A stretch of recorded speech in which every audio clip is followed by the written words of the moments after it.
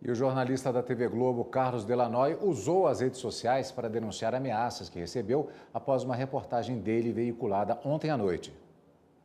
Minutos após a reportagem sobre um carro que foi fuzilado por agentes do Exército no Rio de Janeiro, o jornalista Carlos Delanoy postou no Twitter a ameaça de morte que recebeu pelo Instagram. No texto, o internauta escreveu: "Defender bandido é escolha sua. Se for errado, paga com a vida. Sua família vai pagar." Em resposta, o jornalista disse: "O que você fez não é apenas uma afirmação vergonhosa, mas um crime previsto em lei."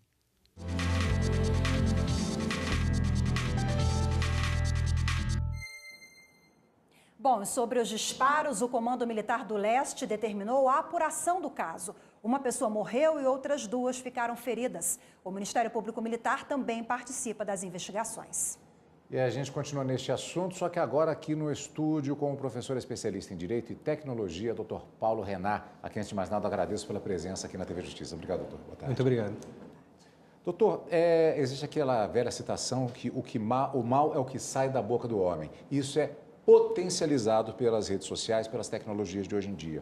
O artigo 147 da Lei 2.848 do Código Penal diz o seguinte: ameaçar alguém, é o nosso foco especificamente, apesar de termos visto diversos tipos de crimes, ameaçar alguém por palavra, escrito ou gesto ou qualquer outro meio simbólico de causar-lhe mal injusto e grave dá pena de 1 a 6 meses de prisão ou multa. Isso é especificamente em relação ao WhatsApp ou isso pode ser levado em consideração também outras redes, outras plataformas? A gente tem a previsão no Código Penal, se a gente seguir na leitura desses dispositivos dos crimes contra a honra, a gente vai poder verificar que qualquer tipo de veiculação de ofensa ou de ameaça podem também ser qualificadas. Então, o fato de ser pelo WhatsApp ou qualquer outro mensageiro instantâneo ou qualquer rede social vai sim causar um agravamento. Agora, existe algum tipo de acordo com o Google, por exemplo, ou com o Twitter, com quais empresas que administram essas redes, para que a divulgação do criminoso seja feita de uma forma mais célere? O que a gente tem na legislação é uma perspectiva de proteção do cidadão para que não haja abusos na investigação, né? Porque a gente não pode imaginar que a situação desde o início está completamente conhecida. A gente não sabe se aquela pessoa apontada como suspeito, se ela de fato cometeu aquele ilícito. Então, no Marco Civil da Internet e em algumas outras normas, como a Lei Geral de Telecomunicações, a gente tem que esse tipo de dado só pode ser acessado com a garantia da supervisão do judiciário, ou seja, por meio de ordem judicial. Então, sem uma ordem judicial, não vai a polícia ter acesso a esse tipo de dados. De fato, isso acaba atravancando um pouco a celeridade da investigação, mas vai garantir que essa prova é lícita e vai poder ser utilizada até o final do processo. Uma situação que é mais fácil de identificação, por exemplo, os grupos de WhatsApp, uma discussão que se torna mais acalorada e chega a haver uma ameaça. A pessoa pode ser responsabilizada tanto na esfera criminal quanto na civil? Definitivamente, e é importante também a gente lembrar, recentemente o Judiciário reconheceu, por exemplo, que um administrador de grupo de WhatsApp, que por essa assimetria em relação aos outros usuários, né, essa diferença dele, não exerceu o seu papel de garantir a sociabilidade ali naquele grupo, também foi responsabilizado, no caso civilmente, pela ofensa que outra pessoa cometeu. Vamos falar agora sobre a fofoca digital. É até um termo novo, né? Quando a pessoa ali, às vezes, printa uma conversa e repassa para outra pessoa, enfim. Isso pode gerar uma ação na justiça, esse tipo de conduta?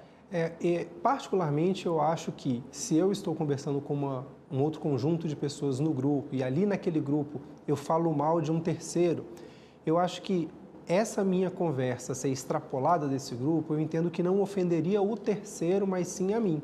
A gente tem um caso de um grupo no âmbito de diretores de um clube de futebol, em que essa conversa foi extrapolada e a pessoa que estava na conversa é que conseguiu a indenização. Mas, em todo caso, vale repetir o alerta que passou ali do colega advogado, que apenas o print da mensagem não basta, porque essa mensagem ela contém outros dados, ela contém horário, ela contém aparelho que foi enviado, que aparelho que recebeu. Então, às vezes, só o registro da imagem congelada não vai bastar para poder assegurar que aquela, de fato, é uma imagem do que aconteceu.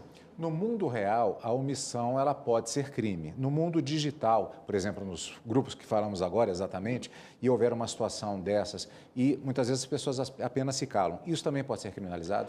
Pode ser criminalizado, mas com as mesmas exigências que a gente vai ter para o mundo analógico, né? Não é qualquer não fazer, não é qualquer inação que se qualifica como uma omissão punível. Você tem que estar na chamada posição de garante, né? Tem que ser alguém que tenha assumido esse papel de garantir alguma proteção. Eventualmente, por exemplo, se todo mundo é administrador do grupo, se a própria pessoa ofendida é administradora e ela mesma pudesse ter eliminado aquela outra pessoa do grupo, aí não tem como os outros responderem. Ok, doutor Paulo Renan, muito obrigada pela participação. Boa tarde. Eu agradeço a Fera, Eduardo.